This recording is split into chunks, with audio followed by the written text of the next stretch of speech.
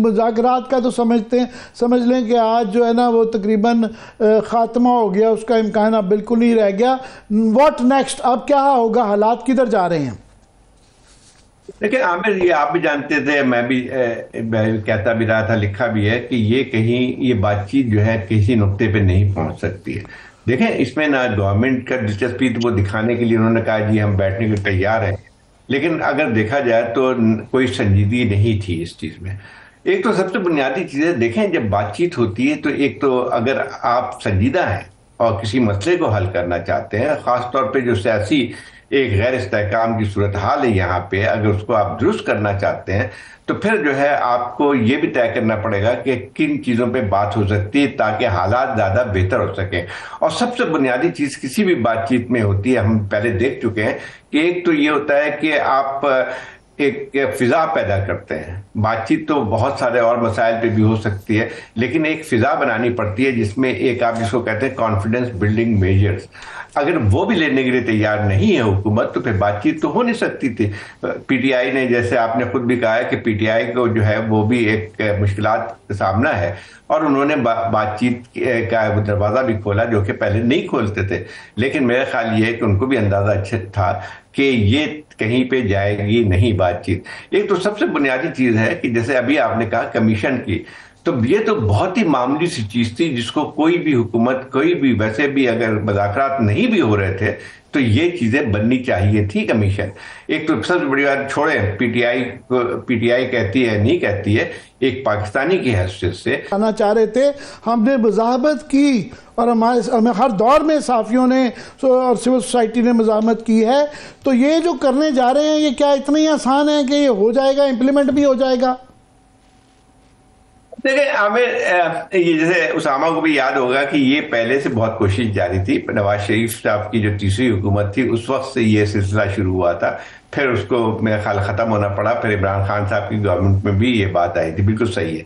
لیکن اب جو ہے جو کچھ ہوا ہے پہلے، لیکن دونوں صورتوں میں یہ ہوا تھا کہ جو مزاحمت ہوئی تھی اس کے بعد وہ اس طرح کا نافذ وہ نہیں ہو سکا تھا، لیکن اب جو ہے وہ نافذ کر دیا گیا ہے. اور یہ بدترین، اگر میں اگر کہوں پاکستان کی تاریخ میں اس سے، یعنی ملٹری حکومتیں بھی رہی ہیں یہاں پہ، بہت ساری سختیاں بھی ہوئی ہیں، لیکن اس سے زیادہ کالا قانون جس میں جو آپ آزادی رائے کو کرش کریں، میرے خیال پہلے نظر نہیں آتا تھا. پہلے یاد ہوگا آپ کو کہ ایک زمانے میں ایوب خان کے زمانے میں ہوا تھا پریس آرڈیننس کے نام سے، جس کو کالا ترین قانون کہا جاتا تھا. اگر آپ اس کو اٹھا کے دیکھیں اور اس کا مقابلہ کریں تو میرے خیال یہ ہے کہ آپ کو نظر آئے گا کہ شاید یہ وہ تو اس کے مقابلے میں کچھ بھی نہیں تھا. اس میں ریسٹرکشن تھی، بہت ساری تھی، آزادی صحافت ختم کرنے کی کوشش کی گئی تھی، سب کچھ تھا، لیکن وہ آخر کار جو ہے وہ یہ آرڈیننس ختم بھی ہوا تھا جنید صاحب کی حکومت میں. اس کے بعد سے تو یہ سوچ بھی نہیں سکتا تھا کوئی شخص یہاں پاکستان میں کہ اس قسم کا قانون بھی نافذ ہو سکے گا. اس کی ایک اور وجہ بھی آتی ہے. دیکھیں ایک اس حکومت کی مجھے کمزور ترین حکومت بھی نظر آتی ہے. دونوں چیز ہوئی ہے کہ کمزور جو ہوتا ہے جبکہ آپ کو اندازہ ہے کہ آپ لیجٹمیسی کویسچنیبل ہے، تو پھر آپ جو ہے عوام کے آواز کو روکنے کے لیے پھر اس قسم کے قوانین کا سہارا لیتے ہیں. اور آپ مجھے بتائیے کہ جو ہے آپ نے اس کا بنایا فیک نیوز کی ایک مثال بتایا. آپ اس ملک کے اندر جو ہے جو آزادی صحافت یا آزادی رائے کو محدود کریں گے، اور جو کیا جا رہا ہے جس طرح سے ہم خود جانتے ہیں، باہر خبریں بھیجتے تھے تو ایک بندہ ٹیلی گراف آفس میں بیٹھا ہوتا تھا، جو ٹیلی پرنٹر کی جیسی وہ فیتے کرتے تھے وہ وہیں سے اس کو اٹھا لیتا تھا. اب ممکن نہیں ہے. تو اب یہ ہے کہ اس قسم کے قوانین بنا رہے ہیں، تو ایک تو سب سے بڑی بات یہ ہے کہ ان کو گھبراہٹ اس لیے بھی ہے کہ آپ کی لیجیٹیمیسی کویسچنیبل ہے. اگر ایک ایسی حکومت جس کو اپنے آپ پہ اعتماد ہوتا ہے تو اس قسم کے قوانین نہیں بناتے. اور میں سمجھتا ہوں کہ اس کا جو سیاسی پارٹیوں پہ آ جائے، یہ جو جس قسم کے ایک اتھارٹیرین رجیم کی طرف ہم جا رہے ہیں، تو یہ شاید بھول جاتے ہیں کہ شاید وہ ہمیشہ اقتدار میں نہیں رہیں گے. انہوں نے جتنے قوانین بنائے ہیں اس حکومت نے، وہ اگر سب کا جائزہ لیا جائے تو شاید اگر ان کو معلوم ہو، جیسے فرض کیے 26ویں ترمیم جو ہے، آج جو ہے پی ایم ایل این اور پیپلز پارٹی جو بڑے جمہوریت کے دعویٰ لگاتے تھے، جبکہ آج مجھے بتائیے کہ یہ جب قانون پاس کیا ہے تو کیا سمجھتے ہیں کہ ان کے اوپر لاگو نہیں ہوگا؟ یہ کسی بھی اتھارٹیرین جو گورنمنٹ آئے گی اس کو آپ نے بنا کے قوانین دے دیے ہیں.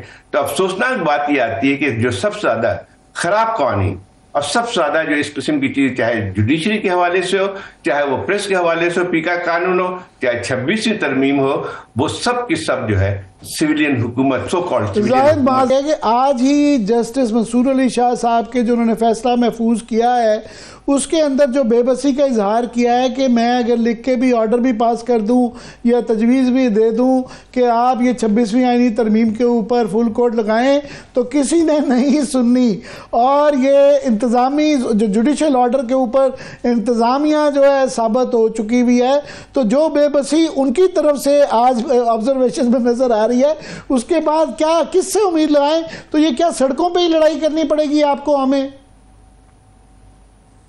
بالکل صحیح بات. دیکھیں وہی بات آتی ہے کہ دیکھیں جمہوریت کیا چیز ہوتی ہے. ایک سول کا ہے، ان کو جو سیاسی پارٹیاں جو اپنے آپ کو علمبردار کہتی ہیں ان کو سمجھنا چاہیے کہ جب انسٹیٹیوشنز کو آپ ختم کرتے ہیں تو اس کے نتیجے میں کون سی طاقتیں جو ہیں مضبوط ہوتی ہیں.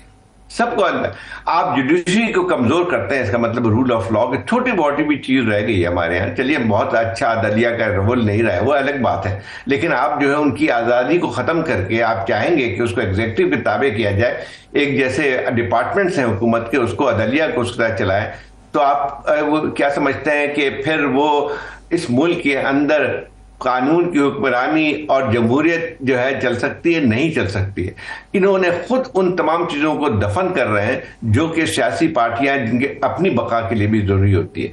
اب مجھے بتائیے کہ کیا اس پہ لوگ خاموش ہو جائیں گے؟ سوال ہی پیدا نہیں ہوتا ہے. اس وقت جو لوگوں کی سوچ جو ہے، آپ جہاں بھی چلے جائیے، میں تو اب دیکھ چکا ہوں، تمام سیاسی دور میں بھی دیکھ چکا ہوں کہ آپ کے خلاف جتنی باتیں ہیں، جو میں سمجھتا ہوں کہ ان لوگوں کے خلاف خاص طور پہ جو کہ صحیح جن کے پاس اصل طاقت کا سرچشمہ ہے، ان پہ آپ جو ہے ان کے ڈسٹرسٹ کا آپ عالم دیکھیں جا کے. اور سب سے بڑی بدقسمتی اس ملک کے ساتھ جو ہو رہی ہے، وہ تمام انسٹیٹیوشنز کو ختم کرنے کی طرف جا رہے ہیں.